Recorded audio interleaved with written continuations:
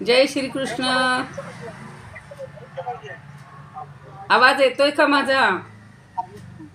बाकी सगळ्यांना म्यूट केले की नाही दादा? येतोय. नाही, बाकीच्यांना म्यूट केले ना, त्यांची आवाज बाकीच्यांना म्यूट केलेलं आहे ना, त्यांची आवाज येत आहेत. नाही, सगळ्यांना म्यूट केलंय ना. पण मग आवाज कुठून तरी येतोय मला. नाही, माझ्या इथनच येतोय. माझं चालू आहे, तुमचं. हा ठीक आहे, ठीक आहे, ठीक आहे, ठीक आहे. अलंकापुरी पुण्यभूमी पवित्र, तिथे नांदतो ज्ञान राजा सुपात्र. तया ठविता महापुण्य राशी, नमस्कार साष्टांग श्री ज्ञानेश्वरासी. 65 हरिपाठ कौच सुलभौ, सुज्ञाय चाज्ञाय च, गाथा स्वानुभवे स्वानुभवामृते रसयुते, भक्ताय मुक्ताय च, सर्वेषांच हिताय येन ग्रथितं, ज्ञानं तु गीतामृतं. वंदे तं करुणाकरं प्रभुवरं, श्री संत ज्ञानेश्वरं. श्री संत ज्ञानेश्वरं वसुदेवसुतं देवं, कंसचाणूरमर्दनं, देवकी परमानन्दं, कृष्णं वन्दे जगद्गुरुं. गुरुर्ब्रह्मा गुरुर्विष्णुः गुरुर्देवो महेश्वरः, गुरुः साक्षात् परं ब्रह्म, तस्मै श्री गुरवे नमः. जय श्री कृष्ण. जय तू ज्ञानेश्वर. सर्व श्रोत्यांना आणि ज्ञानेश्वरी भक्तांना सादर वंदन. आजचा आपल्या महाराष्ट्रातल्या काय म्हणूया आपण, इतिहासातला किंवा महत्त्वाचा 5 वर्षांनंतर येणारा असा दिवस आहे, मतदानाचा आहे. काहींनी मतदान केलं असेल, काहींचं राहिलं असेल, पण आज आपल्याला ज्ञानेश्वरी ज्ञानदेवांचे म्हणणं ऐकायचं आहे. आणि ते ऐकूनच आपण सारासार विचार करून, आत्मानात्म विवेक करून योग्य मतदान करूया. आपल्या देशाचं, आपल्या राष्ट्राचं म्हणजे राज्याचं भवितव्य आपल्या हातात आहे. कोणी जाणार नसतील तर त्यांना बरोबर घेऊन जा. सर्वांनी सुसंस्कृतपणे आपला देश हा असाच टिकला पाहिजे म्हणून धडपड करायची. आत्ता आज येणार आहे आपल्याला एक उदाहरण राजहंसाचं, की राजहंस काय करतो, नीरक्षीर विवेक करतो. पाणी आणि दूध वेगळं काढतो, दुधाचा अंश असतो तो वेगळा करतो. तसा विवेक आपल्याला करता आला पाहिजे आणि तो आपण करूयात. आम्ही करून आलो आहे, तुम्ही केला असेल. आता काल 103पर्यंत उभ्या झालेल्या होत्या आणि 4थीपासून आज आपण 1704 पासून आज आपण ओव्या घेणार आहोत. पुन्हा एकदा तिसरी ओवी सांगते आहे. 1703. द्रष्टा श्री गुरुमूर्ती रिगता, न रिगता दृश्यपंथी, तरी काय ह्या उपासती आकळता तो.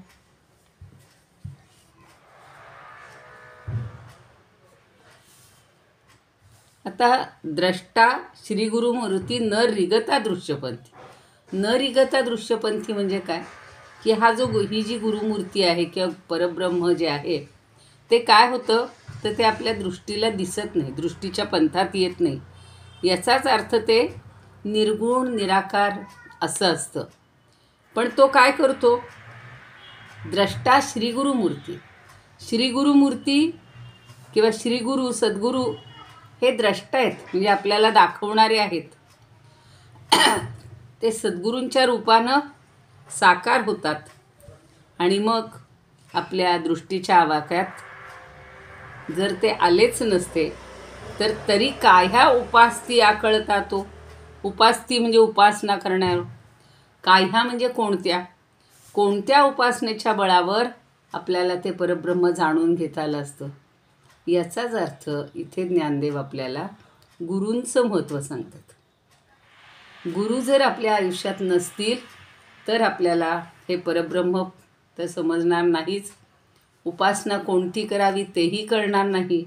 आणि म्हणून त्यांनी सांगितलं आहे की जो निर्गुण निराकार आहे किंवा जे निर्गुण निराकार परब्रह्म आहे ते सद्गुरूंच्या रूपानं जर साकार झालं नसतं आणि त्यांनी जर आपल्याला दृष्टीच्या पंथात आणलं नसतं, दृश्यपंथावर आणलं नसतं, तर आपण कोणत्या उपासनेनं ते समजून घेतलं असतं? आकळता म्हणजे समजून घेता. कोणत्या आपल्याला कुठला मार्ग आहे किंवा कसं आपल्याला समजून घेता आलं असतं? आपली तेवढी दृष्टी पण नाही, आपली तेवढी बुद्धी पण नाही, आपलं तेवढं सामर्थ्य नाही, आपली तेवढी शक्ती नाही, आणि जी आहे ती आपल्याला समजत नाही. म्हणून गुरु काय करतो की तुझं आहे तुझं पाशी, परी तू जागा चुकलाशी, म्हणून तो ते आपल्या दृष्टीपंथात आणून देतो. ते कार्य गुरु करतो आणि मग आपल्याला कोणती उपासना करायची, कसं कुठल्या मार्गानं जायचं हे सगळं तो सांगतो. त्यामुळं मग हे परब्रह्म आपल्या दृष्टीपथास आलेलं आहे. तेही कोणत्या मार्गानं आलेलं आहे ते आता गीतेची महती सांगताना सारखं सांगतायत की ह्या गीतेच्या मार्गानं, गीतेच्या योगानं आपल्याला हे सगळं समजत गेलं, उलगडत गेलं हे सगळं पुढं म्हणतात ते बघा. कळला तो चांगला कळला, तो परमात्मा, तो भगवंत आपल्याला आता चांगला समजला आहे, म्हणजेच आपल्या दृष्टीपथास आलेला आहे. कारण काय, त्याच्या पुढची ओवी बघा. तैसे वस्तू जे असंख्यात, तया संख्या शते सात, न होती तरी कोणायथ पाहू शकते. आता खरं म्हणजे काय आहे की ही जी संख्या आहे ती संख्या असंख्यात आहे. ही वस्तू जी आहे ही मोजता येण्याजोगी आहे का? वस्तू म्हणजेच परब्रह्म, बरं का, नेहमी लक्षात ठेवायचं. शंकराचार्यांनी सुद्धा म्हटलेलं आहे की वस्तू आणि अवस्तू असे दोन शब्द घ्यावे. आपण मात्र सगळ्याला वस्तू म्हणतो. मी बाजारात गेलो ही वस्तू आणली, मी बाजारात गेलो ती वस्तू आणली. त्या खऱ्या वस्तू नाहीच आहेत, त्या अवस्तू आहेत. अवस्तू म्हणजे काय की त्या न टिकणाऱ्या आहेत. वस्तू म्हणजे एकच आहे, परब्रह्म, ब्रह्म, परमात्मा. तेवढी एकच वस्तू ज्याला वस म्हणजे राहणे आणि ज्याला कायमचं अस्तित्व आहे, जो कायमचा राहतो तो परमात्मा. म्हणून म्हणले तैसे वस्तू जे असंख्यात. पण बाकीच्या वस्तू कशा आहेत? असंख्यात. म्हणजे ही वस्तू कशी आहे? असंख्यात आहे. तिला मोजता येतं का? नाही मोजता येत. ती एकमेव. म्हणून आपण रोज शेवटचा श्लोक जो म्हणतो ना, पूर्ण ओम पूर्णमदः पूर्णमिदं, तर ते पूर्णच आहे, त्याला काही वेगळं मोजायला लागत नाही. संख्यातीत आहे. असंख्यात म्हणजे ज्याची संख्या करता येत नाही अशी. तया संख्या शते सात. पण त्या परब्रह्माचं काय केलं आपण? तर 7 शते संख्या, 700 संख्येमध्ये, म्हणजे 700 श्लोकांच्या मर्यादेमध्ये, तरी कोणा येथ पाहू शकते.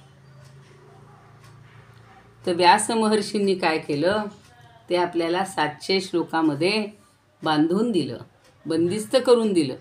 आणि ते जर नसतं, 700 श्लोकात जर हे वर्णन व्यासांनी केलंच नसतं, तरी कोणा येथं पाहू शकते, म्हणजे ती वस्तू कोणाला समजली असते, ते कुणी जाणलं असतं. कुणाला फावणे म्हणजे प्राप्त होणे, तर ती कोणाला बरं प्राप्त झाली असती? म्हणजे आपल्याला प्राप्त झालीच नसती. ती गीता आपल्याला अगदी काय म्हणतात ना, रेडीमेड मिळालेली आहे, तयार मिळालेली आहे. हल्ली इन्स्टंटचा जमाना आहे. ऑर्डर केली, दुसऱ्या मिनिटाला घरात हजर, बाहेरसुद्धा जायला लागत नाही. इथं व्यासांनी आपल्याला तसंच केलेलं आहे. आपण ऑर्डर बिर्डर न करताच आपल्याला मिळालेलं आहे. सहज मजा म्हणून सांगते. आज तर निवडणुकीचं आहे बघा, सगळीकडे असे स्टॉल लागतील खाऊ पिऊचे, फुकट देणारे. कारण का की लोक लांबून लांबून येतात, प्रवास करून येतात, उपवाशी येतात, त्यांच्या खाण्याची व्यवस्था व्हायला पाहिजे, तर ती केली जाते. तसं इथं आपल्याला 700 श्लोकांची ही अगदी मेजवानी मिळाली समजूया आपण. आणि ती जर मिळाली नसती तर आपल्याला हे कसं सापडलं असतं, कसं प्राप्त झालं असतं? म्हणजे ही परमवस्तू प्राप्त करण्यासाठी आपल्यावर उपकार कोणाचे आहेत? तर व्यास महर्षींचे आहेत. हे पक्क लक्षात ठेवायचं. आता पुढची उदाहरणं छान देतात बघा. उदाहरणातनं आपल्याला पटकन समजतं. आता ती सवय झालेली आहे आपल्याला की ज्ञानदेवांची उदाहरणं आली की आपल्याला तो मुद्दा कळून जातो. मेघसिंधूचे पाणी वाहे, परी जगतया तेही पाहे, का उमपते नो हे ठाकते कोणा. आता काय सांगतात की सिंधूचे पाणी वाहे. मेघ काय करतो? सिंधूचं म्हणजे समुद्राचं पाणी वाहतो, म्हणजे पाणी घेतो, वाहून नेतो. पण तो कसा करतो? गोड करून नेतो. आणि सिंधूचं पाणी कसं असतं? खूप तहानलेले आहे हो, एवढा मोठा समुद्र आहे, त्याच्या काठाशी गेलो आपण, बाळूमध्ये गेलो की खूप तहान लागली. लहान मुलं म्हणतील किंवा जो अडाणी आहे तो म्हणेल, चला मी थोडंसं ओंजळभर पाणी पिऊन येतो. आणि जर ती ओंजळ तोंडात टाकली तर काय आहे, त्याचा उपयोग आहे का काही? काही नाही. अरे अरे अरे अरे म्हणतील, काही नका रे, कुणी पिऊ नका, हे पाणी पिण्याजोगं नाही आहे. पण ते न पिण्याजोगं पाणी हा मेघ घेतो, ते गोड करतो आणि वाहून नेत असतो. तसंच परी जगतयातेही पाहे. मग सगळं विश्व त्या पावसाळी मेघाकडं असं चातकासारखं तोंड लावून पाहतं, डोकं वर करून पाहत असतं. का उमपते नो हे ठाकते कोढा. आणि ते डोळे लावून बसलेलं असतं, ते उमपत ते नोहे. पण ते पाणी कसं आहे? अमाप आहे, पण ठाकते कोणा. पण त्याच्या कोणाच्या उपयोगाला येतं का हो? अथांग सागर पसरलेला आहे, पण ते कुणाच्या एकाच्या सुद्धा वाट्याला येत नाही, कारण त्याचा उपयोगच नसतो. पण हा मेघ मात्र ते वाहून नेतो आणि त्याचा उपयोग होतो. तसं एवढा मोठा सागर आहे सगळ्या वाङ्मयाचा, पण त्याच्यातनं आपल्यालाही गीता व्यासांनी या गोड पाण्यासारखी दिलेली आहे, असं आपलं म्हणावंसं वाटतं. आता पुढे अजून एक उदाहरण देतात. आणि वाचा जे न पवे, ते हे श्लोक न होते बरवे, तरी काने मुखे फावे, ऐसे का होते. आणि वाचा जे न पवे, वाणीला जे पवे म्हणजे साध्य होते, पण न पवे म्हणजे साध्य होत नाही. वाणीला जे कधी साध्य होत नाही किंवा जे सापडत नाही, गवसत नाही, ते परब्रह्म काय केलं हो? हे श्लोक न होते बरवे, हे 700 श्लोक जर उत्कृष्ट नसते, बरवे म्हणजे चांगले नसते, तरी काने मुखे फावे, ऐसे का होते. तर मग ते कानांना, मुखे म्हणजे वाणीला कधी फावले असते का? गवसले असते का? सापडले असते का? कारण भगवंत काय करतोय? आपल्या कानांचा आणि मुखाचा विषय झाला असता का? भगवंत आपल्या मुखाचा आणि कानाचा विषय कधी झाला? या व्यासांनी आपल्यासाठी ते शब्दबद्ध केले म्हणून. नाही तर तो संवाद तसाच काल म्हटलं तसं आकाशात विरून गेला असता हो, किंवा गेलाच होता. त्यावेळेला काही आतासारखी रेकॉर्डिंगची व्यवस्था नव्हती, नाही तर हा उद्योग करावाच लागला नसता. ते रेकॉर्डेड आपल्याला आजपर्यंत पुढं चालत आलं असतं. तसं नाही, व्यासांच्या शक्तीनं ते पुन्हा सगळं शब्दबद्ध केलं आणि आपल्याला ते आजपर्यंतही उपलब्ध झालेलं आहे. म्हणून पुढे व्यासांचं महत्त्व सांगतात. म्हणून श्री व्यासाचा हा थोरू, विश्वासी झाला उपकारू, श्रीकृष्ण उक्ती आकारू ग्रंथाचा केला. आणि म्हणून काय म्हणतायत की व्यासाचा हा थोरू, हे व्यास अत्यंत थोर होते आणि विश्वासी झाला उपकारू. आणि विश्वासी म्हणजे सगळ्या विश्वावर. आणि त्यांनी, महर्षी व्यासांनी या पूर्ण विश्वावर मोठे उपकार केलेले आहेत की त्यांनी भगवंताच्या वाणीला श्रीकृष्ण उक्ती आकारू ग्रंथाचे, श्रीकृष्णाची जी उक्ती आहे, श्रीकृष्णाचं जे बोलणं आहे, त्या वाणीला, या ग्रंथाचा आकार देण्याचं काम केलं. आणि तोची हामी आता श्रीव्यासाची पदे पाहता, आणीला श्रवणपथा मराठीया. आता ज्ञानदेव स्वतः सांगतायत या ओवीमध्ये की जे व्यासांनी भगवंताच्या वाणीला ग्रंथाचा आकार दिला, तीच गीता किंवा त्याच 700 श्लोकांवर मी आता त्या पदांचा विचार करून, व्यासमुनींना अभिप्रेत असलेल्या अर्थाचा विचार करून श्रवणपथा मराठीया, मराठी भाषेच्या श्रवणपथावर आणली आहे. किंवा हा जो गीता ग्रंथ आहे हा मराठीमध्ये किंवा मराठी भाषेच्या श्रवणपथावर मी आणला आहे. आता मी एक क्षुल्लक आहे. पुढच्या तर ओव्या अशा आहेत की ज्ञानदेवांची लीनता, विनयशीलता किती घ्यावी. आता आमचं चाललं आहे ना पारायण ज्ञानेश्वर मंदिरात. समोर इतकी मोहक मूर्ती आहे. मी बघीन आता एखादा फोटो पाठवीन आपल्या ग्रुपवर. पाठवलं होतं परवा, काहीतरी पाठवलं होतं पहिल्या दिवशीचं. तर त्या मूर्तीकडे बघत बघत ते म्हणण्यातला जो आनंद आहे ना, पण सारखा विचार येतो की कुठे ते ज्ञानदेव आणि कुठे आपण फक्त पठणाचं काम करतोय, अर्थ समजून घेण्याचा प्रयत्न करतोय.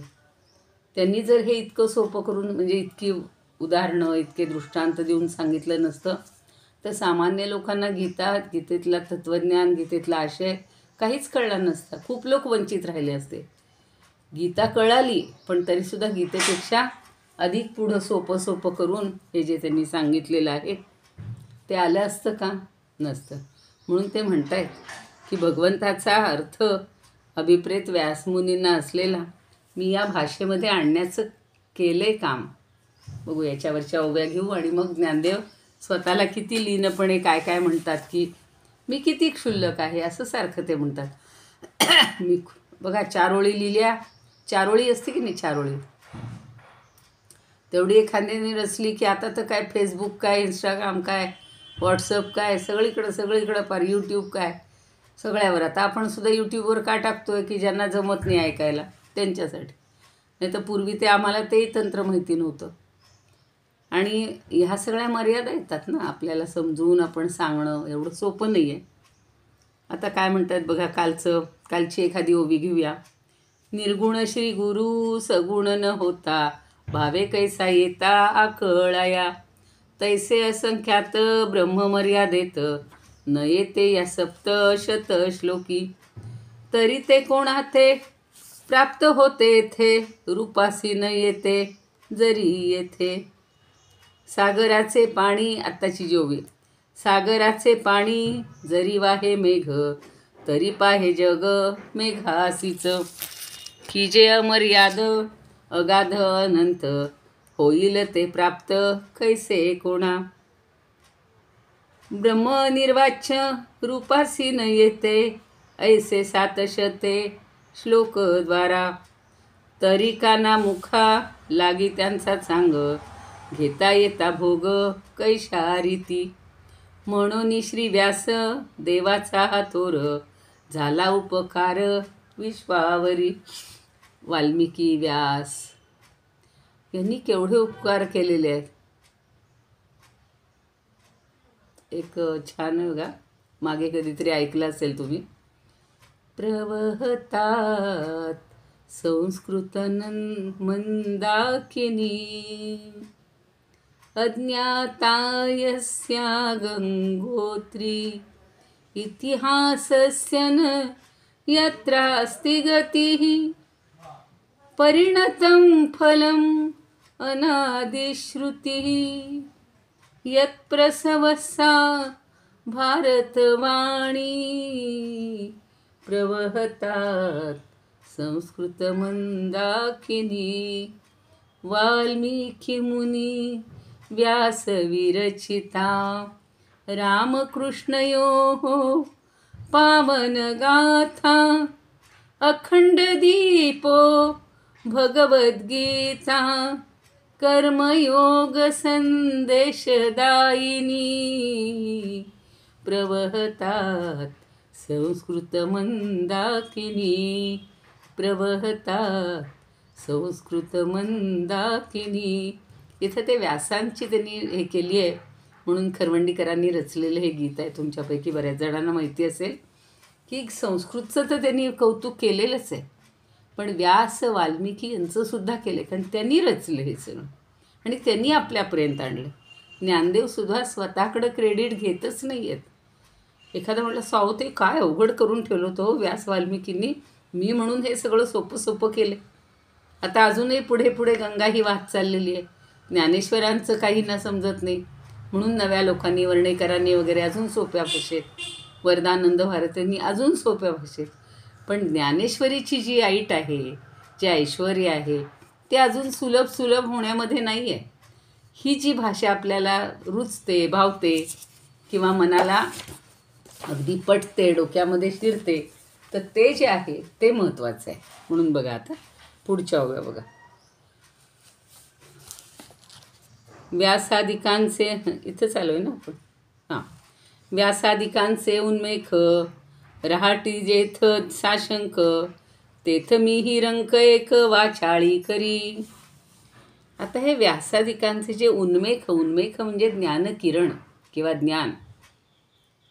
राहटती जेथ साशंक, मी म्हणलं ना की तिथे जिथे साशंकता येते, जे समजत नाही, तिथे मीही रंक एक.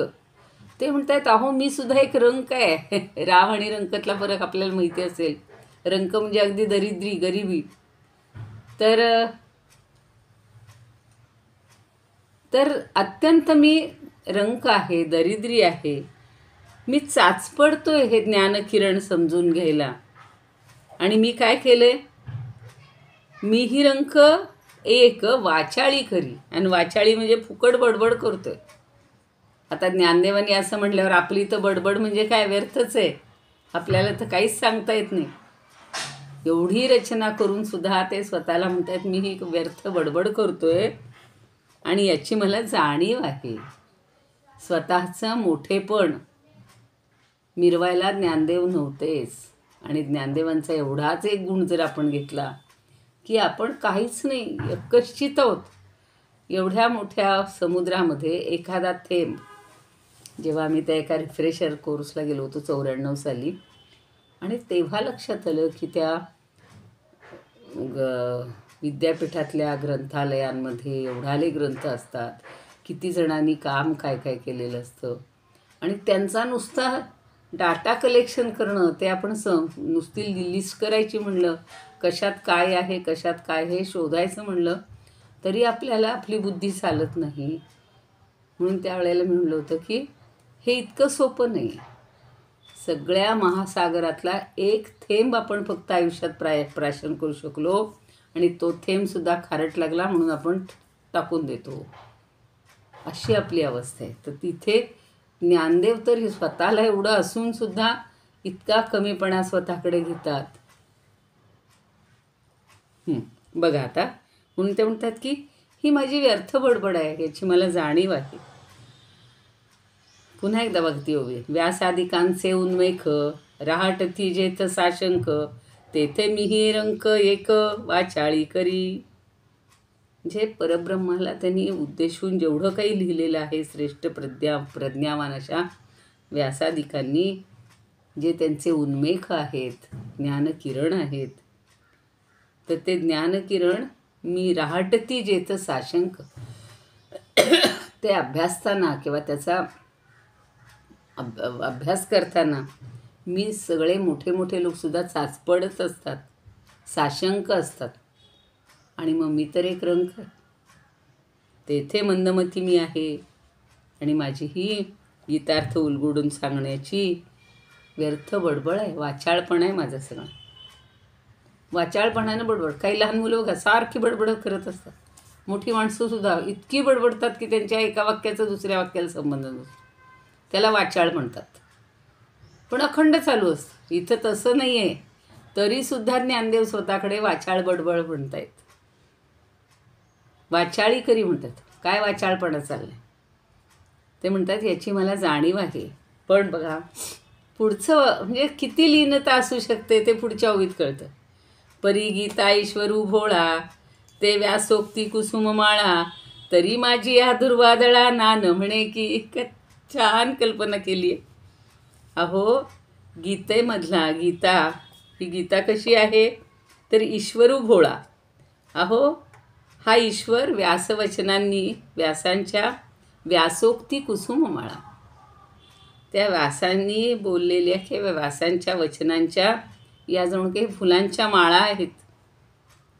आणि ते ईश्वर सगळं हे ईश्वरू म्हणजे ऐश्वर्य, सगळं ऐश्वर्य आहे एवढं लाभलेलं गीतेमध्ये, गीतेला शाश्वत असं.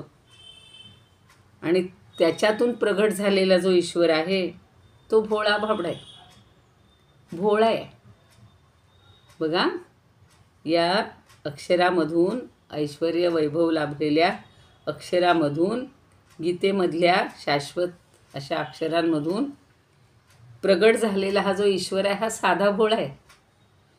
आणि त्यामुळं तो काय करतो, ते व्यासोक्ती कुसुममाळा, मग त्याला व्यासवचनांच्या कुसुममाळा, कुसुमहार प्राप्त झालेले आहेत. आणि माझं काय आहे बघा, स्वतःला कमीपणा देताना, तरी माझी या दुर्वादळा, दुर्वा म्हणजे साधी पानायत होती ना, तर माझ्या या दुर्वादळांनासुद्धा ना न म्हणे की, ते काही नाही म्हणत नाहीत किंवा नको नको असं म्हणत नाहीत. हे माझं परमभाग्य आहे की एवढ्या व्यासांच्या कुसुममाळ्या त्यांनी अर्पण केल्या त्या ईश्वराला, आणि मी मात्र आपलं माझ्या दुर्वांची जुडी वाहतो, ही दुर्वांची जुडी, तसं मी आपल्या दुर्वा अर्पण करतो आहे. पण माझ्या दुर्वादळांनासुद्धा हा ईश्वर नाही म्हणत नाही. कारण ईश्वराला काय हवं आहे हो, कालच आमचा 9वा अध्याय झाला. पत्रम पुष्पम फलम तोयम यो मे भक्त्या प्रयच्छती तदहम भक्त्युपरुतम अश्नामी. असं तो म्हणतो की मला अगदी मी आवडीनं खातो, तो भक्तीनं दिलेलं मी सगळं, पत्र असू, पानं असू, फुलं असू, पाणी असू, जे असेल ते प्रयतात्मनः, जो प्रयत्नपूर्वक देतो आहे ना आणि भक्तीनं देतो ना, त्याचं मी सगळं प्रयत्नपूर्वक खातो, ग्रहण करतो. म्हणून तसं इथं म्हणले की या दुर्वादळांना सुद्धा तो स्वीकारतोय. हे माझं भाग्य आहे. आणि बघा आता, आणि सिंधूची या तटा, पाणिया येती गजघटा, तेथे काय मुरकुटा वारी जतसे. आता क्षीरसिंधू, क्षीरसागर जो आहे, तर तिथे गजघटा, गज म्हणजे मोठाले हत्ती, ते त्या ठिकाणी हत्तींचे कळपच्या कळप येत असतात समुद्राच्या तीरावर. आणि त्या ठिकाणी कोण येतं बघा, जसे हत्ती येतात तसेच ते काय मुरकुटा, मुरकुटा म्हणजे चिलट, तिथं चिलटं पण येतात. तर तेथं काय मुरकुटा वारी जे तसे, ते क्षीरसिंधूचं जे पाणी आहे ते या चिलटांना दूर सारतं का, वारी जे तसे म्हणजे हाकलून लावतं का, त्यांचासुद्धा स्वीकार करतं. मोठे मोठे हत्ती आले, त्या हत्तींचाही स्वीकार करतं. म्हणजे हत्तींनाही आपण प्रसन्न होतो. ते जल जे आहे ते क्षीरसागराचं पाणी किंवा तटावर आल्यानंतर तो काही क्षीरसागर हत्तींना फक्त जवळ येऊन देतो आणि चिलटांना ढकलून लावतो, हाकलून देतो, असं होतं का? नाही. तसा हा ईश्वर आहे बघा, की या व्यासांच्या फुलांच्या माळा छान त्याला मिळालेल्या आहेत म्हणून तो स्वीकारतोय. आणि माझ्या आपल्या काय म्हणतात ना, दुर्वा त्या टाकून देतो, असं होतंय का? नाही. किती सुंदर उपमा दिलेली आहे. पांख फुटे पाखिरू, नुडे तरी नभीच थिरू, गगनक्रमी सत्वरू तो गरुडही तेथ. पुढची उपमा. पांख फुटे पाखरू, नुकतंच पंख, पाख म्हणजे पंख, नुकतेच पंख फुटलेलं पाखरू, नुडे तरी नभीचे थिरू, न उडे, नुडे म्हणजे न उडे, नभीचे थिरू, अहो त्याला अजून उडता येत नसतं तरी सुद्धा ते आकाशात जातं. गगनक्रमी सत्वरू तो गरुडही तेथ. आणि त्याच वेळेला मोठं एवढं आकाश आक्रमण करणारा किंवा ओलांडून जाणारा सत्वर,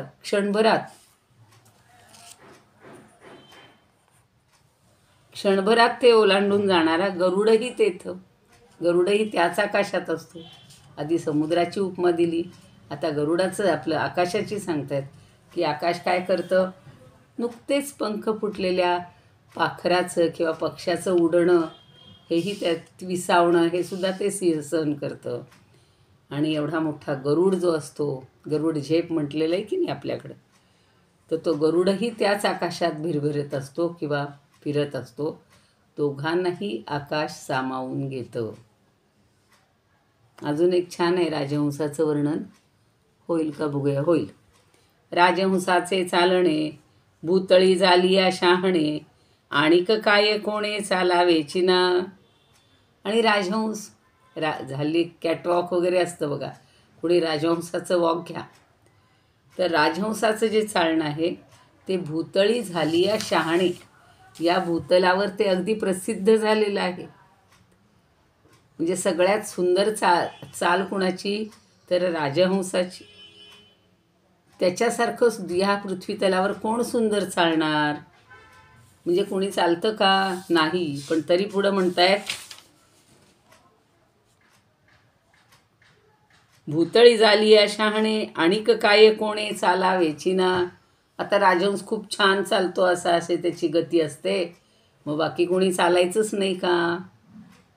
असा प्रश्न ज्ञानदेवांनी विचारला आहे. म्हणजेच काय की भले ते व्यास खूप मोठे होते, भले त्यांना फुलांच्या माळा त्यांनी अर्पण केल्या, पण मग माझ्यासारख्यांची दुर्वाजोडी का नाही घेऊ?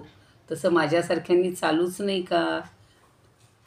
जे राजहंसासारखे चालत आहेत त्यांचं सगळ्यांना चालणं आवडतं, पण ज्याला चालताच येत नाही, जो कसा दुडदुड चालतो, वेडावाकडा चालतो, पण त्यालासुद्धा मान मिळतो. म्हणजे त्यालाही थारा मिळतोच, जागा मिळतेच.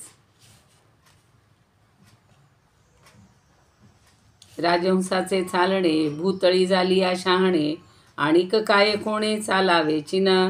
जी आपुलेनी अवकाशे अगाध जळ घेपे कलशे चुळी चुळपणायसे भरून न निघे. एवढी एक ओवी होईला जाता. आता जी आपुलेनी अवकाशे, बघा आता एवढ्या मोठ्या काय म्हणू आपण जलामध्ये, समुद्रामध्ये एखादी कळशी किंवा घागर, त्यात खूप पाणी बसतं. म्हणजे त्या घागरीचा किंवा कलशाचा जो आकार असतो तो मोठा असतो, पण आपली जी एवढीशी ओंजळ आहे, चूळभर पाणी, आणि त्याच्यातनं आपण चूळ घेतो, म्हणून त्यांनी म्हणले चुळी चुळपणा ऐसे भरून न निघे. अगाध जळ घेपे कलशे, कलशामध्ये पुष्कळ पाणी मावतं, पण आपण एवढीशी जी चूळ घेतो त्यात किती पाणी असतं? हो, असेल 4-5 चमचे किंवा 5-10 चमचे. पण मग त्या चुळीतल्या पाण्याला महत्त्व नाही आहे का? पाणी तेच आहे, कळशीतलंही तेच आहे, अजून मोठा रांजण घ्या तरी त्यातलं तेच आहे. मग त्या चुळीतलं पाणी काही कमी महत्त्वाचं आहे का? नाही. तसं भले व्यासांचं ते मोठं लेखन आहेच हो चांगलं, पण मग माझं विचारायचं एवढंसं जे काही आहे वाङ्मय, ते चुळीसारखं आहे म्हणून काही महत्त्वाचं नाही आहे का? आहे. किती स्वतःकडे, म्हणून म्हणलं ना नम्रता. अशी आता तुम्हाला कुठे जर असं कोणी तरुण असतील तर त्यांना हे करायचे असतात की नाही, काय म्हणू आपण, सूत्रसंचलन वगैरे, त्यावेळेला ह्या अशा ओव्या छान घेता येतील बघा, चांगल्या ओव्या घेता येतील.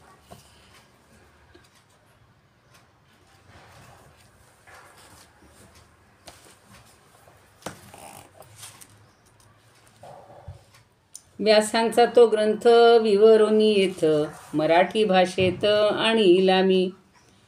तेणे ग्रंथ रूपे आकारा आणिले बोल ऐसे भले श्रीहरीचे. ऐसा तो गीतार्थ दावाया उघड करी मी बडबड मी हिरंक.